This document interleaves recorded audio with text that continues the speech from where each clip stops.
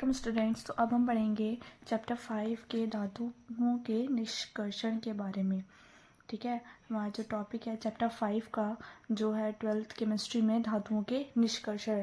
ठीक है, तो इसमें जो होती हैं इसमें हम विधियां पढ़ेंगे। ठीक है, उसके धातुओं के निष्कर्षण की धातु क्या होती है हमारे, जैसे कोई भी हम धातु ले लें, जैसे हमारा Ag हो गया। ठीक है, Ag हो गया और क्या हो जाता है, जैसे सिल्वर, गोल्ड, ये सब हमारे क्या हो जाते हैं, धातु होते हैं। ठीक है, सिल्वर, गोल्ड, ये सब जो होता है, अब इनकी जो हम उपस्थिति में जो भी हम रिएक्शन कराते हैं, ये तो अब हम वो देखेंगे कि हम वो जो होती हैं रिएक्शंस कैसे की जाती हैं। ठीक है, इसके धातुओं के निष्कर्षण में। ठीक है, तो फर्स्ट हम देखेंगे यहाँ पर धातुओं के निष्कर्षण के बारे में लिखेंगे पहले कि धातुओं के निष्कर्षण विधियों में धातुओं के निष्कर्षण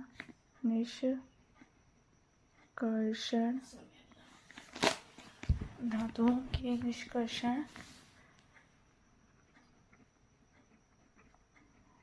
विधियों में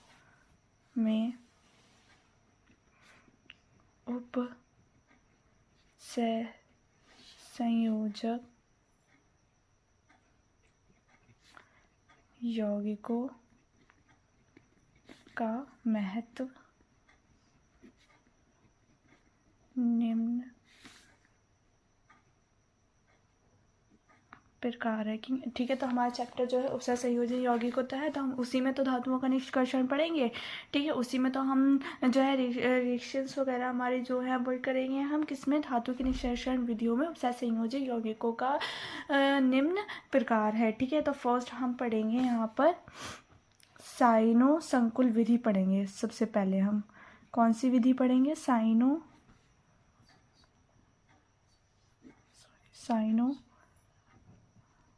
संकुल विधि। ठीक है, पहले हम क्या पढ़ेंगे, साइनो संकुल विधि पढ़ेंगे, साइनो कॉम्प्लेक्स मेथड जिसे कहते हैं। ठीक है, तो इस विधि द्वारा Ag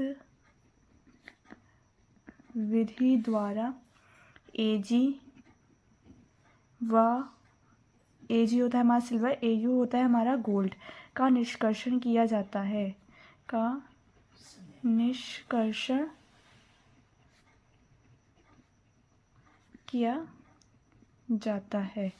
ठीक है, गोल्ड का और सिल्वर का जो है निष्कर्षण किया जाता है किसकी उपस्थिति में, सिल्वर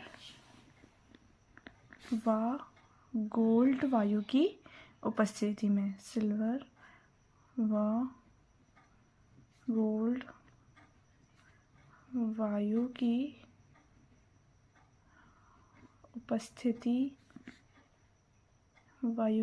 उपस्थिति में NaCN के विलयन में घुलकर साइनो संकुल बनाते हैं,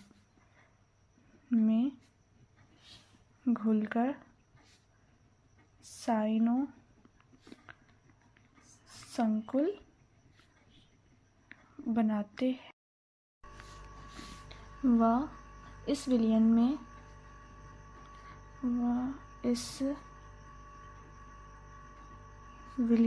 में जिंक धातु डालने पर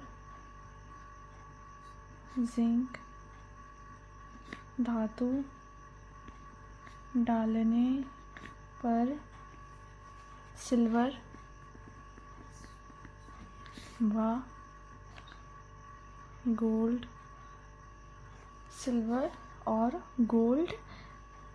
अपेक्षित हो जाते हैं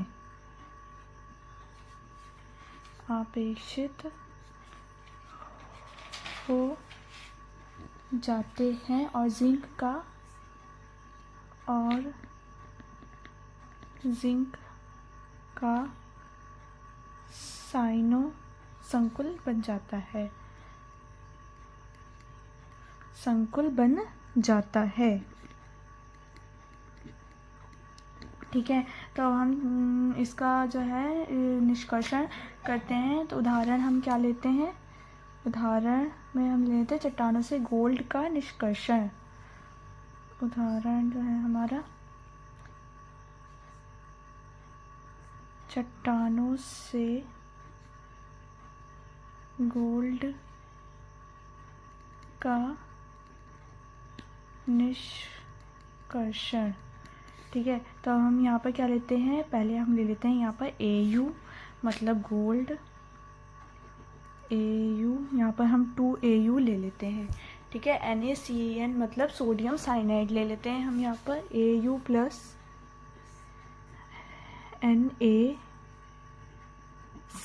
कितने 8 NaCN ले लेंगे हम यहाँ पर प्लस H2O कितने 2H2O प्लस O2 ले लेंगे मतलब वायु ले लेंगे, ऑक्सीजन ले लेंगे। ठीक है, तब हम यहाँ पर क्या बनेगा हमारा NaAUCN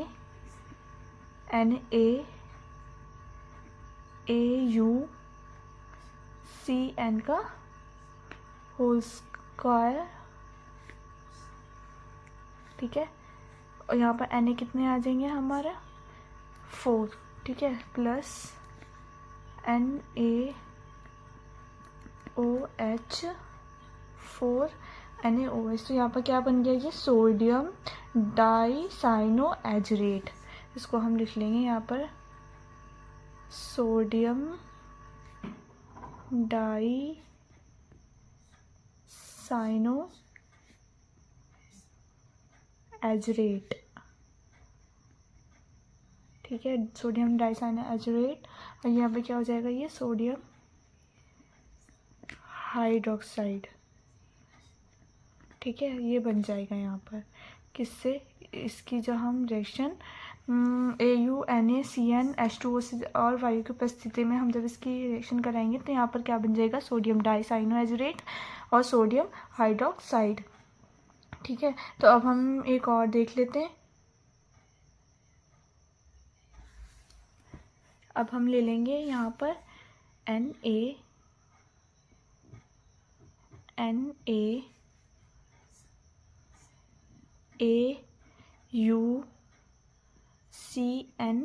का होल स्क्वायर, अब ये क्लोज कर देंगे, प्लस Zn कि जब हम रिएक्शन कराएंगे गोल्ड से AU प्लस क्या बनेगा यहाँ पर हम 2Na ले लेंगे। ठीक है, ऐसे कि जब हम NaAUCN का होल स्क्वायर 2 कि जब हम इसकी रिएक्शन ब्लड Zn जिंक से कराएंगे तो यहाँ पर क्या आ जाएगा, AU प्लस Na अलग हो जाएगा और Zn इधर और CN4 यहाँ पर ये रिएक्शन कंप्लीट हो जाएगी। ठीक है, ये हम यहाँ पर इसको बंद कर देंगे। तो AU कितना है यहाँ पर 2AU आएगा, जब यहाँ 2Na है तो यहाँ पर 2AU आ जाएगा और Na2 आएगा यहाँ पर Na2 Zn CN4। ठीक है, तो यहाँ पर ये क्या बन जाएगा, सोडियम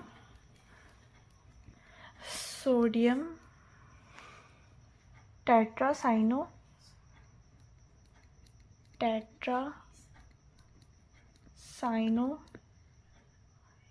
जिंकेट। ठीक है, और इसकी ऑक्सीडेशन क्या संख्या क्या हो जाएगी, सोडियम यहाँ पर लिखिए, क्या नाम था इसका, सोडियम लिखेंगे यहाँ पर, सोडियम आ जाएगा, 4 है तो टेट्रा आ जाएगा, CN है तो साइनो आ जाएगा, और Zn ये मतलब माइनस में है ये वाली फॉर्म, तो क्या आ जाएगा Zn जिंकेट 8 फॉर्म लग जाएगी यहाँ पर, और इसका ऑक्सीडेशन नंबर क्या हो जाएगा, सेकेंड, इसका ऑक्सीडेशन नंबर यहाँ पर हो जाएगा। ठीक है, तो अब हम नेक्स्ट देखते हैं। नेक्स्ट हम करेंगे यहाँ पर मॉड प्रोसेस में देखेंगे, मॉन्ड प्रोसेस में। ठीक है, तो सेकंड हम लिख लेंगे मॉन्ड प्रोसेस, मॉन्ड प्रक्रम या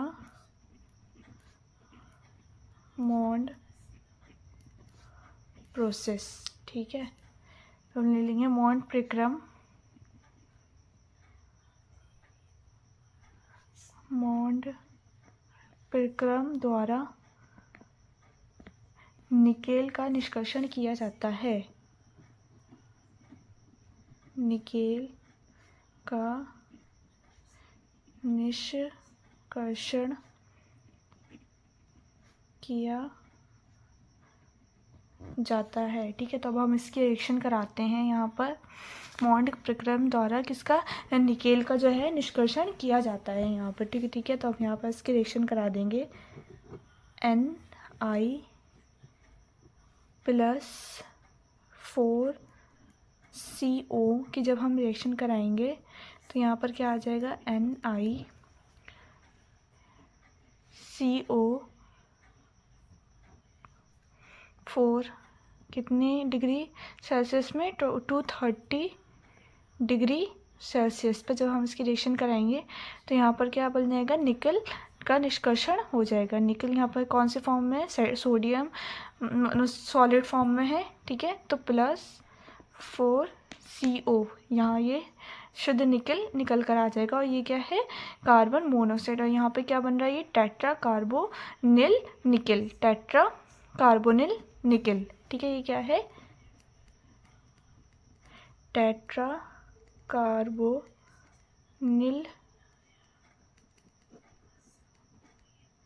निकल। ठीक है, और ये क्या है, शुद्ध निकल, मतलब सॉलिड फॉर्म में है, ये निकल निकल कर आया है। तो इसके हम प्रोसेस देख लिए हमने, ये क्या आ गया। अब हम थर्ड प्रोसेस देखेंगे। हमने एक तो हमने करा है ये वाला क्या कहते हैं, ये साइनो संकुल विधि से करा है, और सेकंड हमने करा है मॉन्ड प्रोसेस से।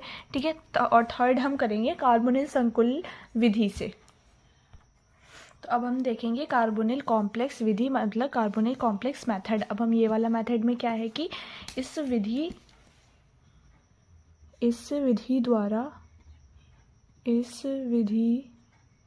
द्वारा Fe मतलब आयरन का निष्कर्षण होता है। ई का निष्कर्षण व शोधन किया जाता है। ठीक है, क्या कह रहे हैं कि इस विधि द्वारा Fe का निष्कर्षण व शोधन किया जाता है। तो अब हम इसकी रिएक्शन लिख लेंगे। अब हम यहाँ पर ले लेंगे Fe iron plus 5CO carbon monoxide high temperature पर। ठीक है, हाई टेम्परेचर पर ले लेंगे तो यहाँ पर क्या बन जाएगा, FeCO5। ठीक है, FeCO5। अब जब इसको हम हाई फ्लेम पर, हाई टेम्परेचर पर जब इसको करेंगे, कितने 25 डिग्री सेल्सियस पर जब हम इसको करेंगे तो क्या बचेगा यहाँ पर, Fe और 5 कार्बन मोनोऑक्साइड। ठीक है, प्लस 5 कार्बन मोनोऑक्साइड। तो अब हम थर्ड हमारे यहाँ पर कौन सी हो गई है, इसको हम कहेंगे 3 कार्बोनिल संकुल विधि। अब फोर्थ हम यहाँ देखेंगे आयन विनिमय विधि। फोर्थ हमारी हो जाएगी आयन विनिमय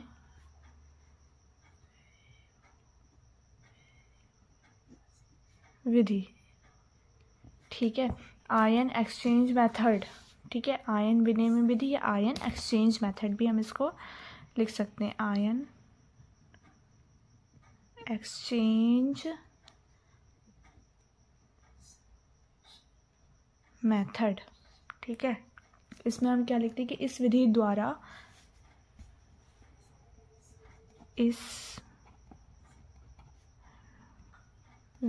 द्वारा लैंथेनाइड का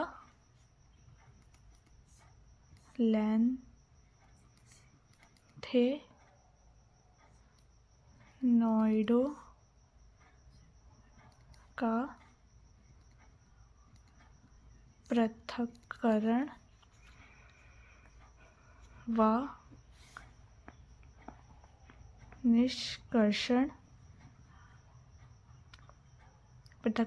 निष्कर्षण किया जाता है। ठीक है, इसमें कोई हम रिएक्शन नहीं लिखेंगे, इसमें सिर्फ इतनी थ्योरी लिखेंगे कि हम इस विधि द्वारा लेंथेनाइड्स जो होते हैं हमारे लेंथेनाइडों का पृथक्करण किया जाता है व निष्कर्षण किया जाता है। ठीक है, तो यहाँ पर हमारी जो है निष्कर्षण की धातुओं की जो निष्कर्षण विधि है वो यहाँ पर हमारी एंड होती है। ठीक है, तो अब आप लोगों को समझ में आ गया होगा ये सब विधियों के थ्रू हम जो है धातु की निष्कर्षण विधि कर सकते हैं।